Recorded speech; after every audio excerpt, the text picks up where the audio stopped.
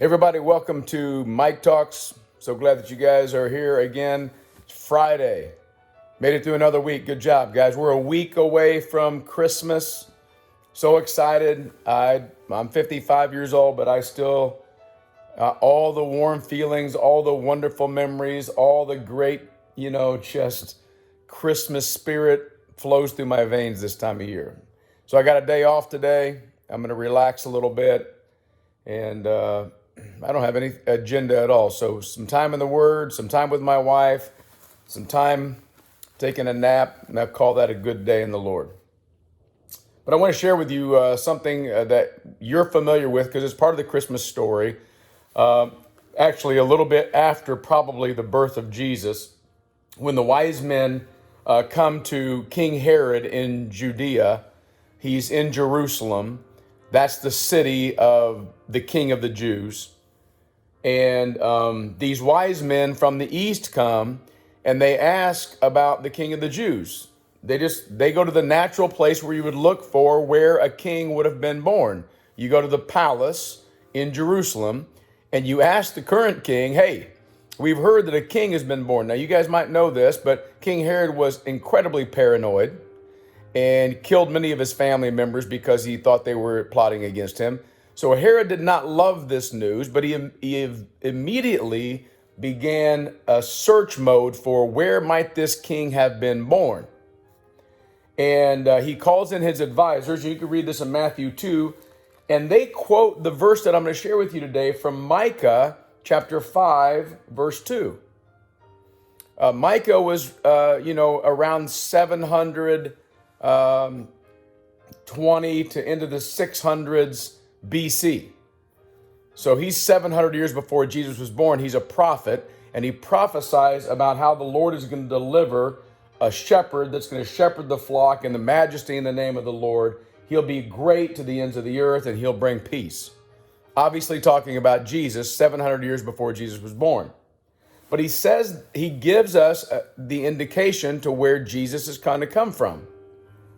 You, O Bethlehem, chapter 5 of Micah, verse 2, but you, O Bethlehem Ephrathah, who are too little to be among the clans of Judah, from you shall come forth for me one who is to be a ruler in Israel, whose coming forth is from of old, from ancient days. Herod calls in his spiritual advisors, the Bible knowledge people, the Bible college professors of his day, the Old Testament scholars who knew the Old Testament inside and out. And he says, hey, these guys from the East are saying there's a king that's been born, King of the Jews. Where does the Bible say that he's supposed to be born? The advisors don't hesitate. They quote Micah 5:2. They say, in Bethlehem of Judea, that's where he's going to be born. And we should set that aside because you know the rest of the story. We might get to that in a Mike Talk later this week. He sends the wise men to look for the baby that's been born in Bethlehem and come tell him because he plans on killing him. But there's two things I want to observe today for us during this Christmas season, and I want us to take to heart on this Friday, a week before Christmas.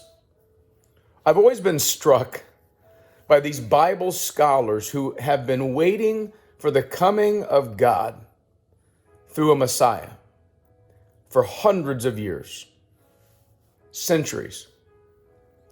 And now some guys who are seeking God come from the East and say, the King of the Jews has been born. God's revealed this to us. And they say in Bethlehem, and they don't go to Bethlehem to check it out. It's possible. Here's a lesson for you. Number one, it's possible to know the Bible and miss God. These guys knew the Bible. They would put us to shame with their Bible knowledge of the Old Testament. When Herod said, where's the Messiah going to be born? They said, Micah 5:2, that's easy. He's going to be born in Bethlehem. But none of them took the time to go and see if God had really delivered them from their sin. Man, don't miss Jesus in the story this year. Lesson number 2, Bethlehem's a nowhereville place. I could make a joke about Leroy, but I could mention any small town, Hayworth, Downs, Gridley, Pana. Name any place you want to name in Illinois that's got 5,000 or fewer people. In fact, Bethlehem probably had fewer than 500. So when Micah the prophet says, guess where the Messiah is going to come from? My next shepherd, king, ruler, who's going to bring peace. He's going to come from Bethlehem. And there's another lesson in us for this Christmas. God often uses the small and the insignificant to do great things, to work his salvation. So maybe you feel like you don't matter. Maybe you feel like nobody cares. Maybe you feel like you're insignificant. You don't bring anything. You don't have the talent. You're not a success. You're not financially wealthy. You're in a good position because it's the lowly and the small that God most often works through. In fact, his greatest work happened in a little small place called Bethlehem. Happy Friday, everybody. Don't miss Jesus.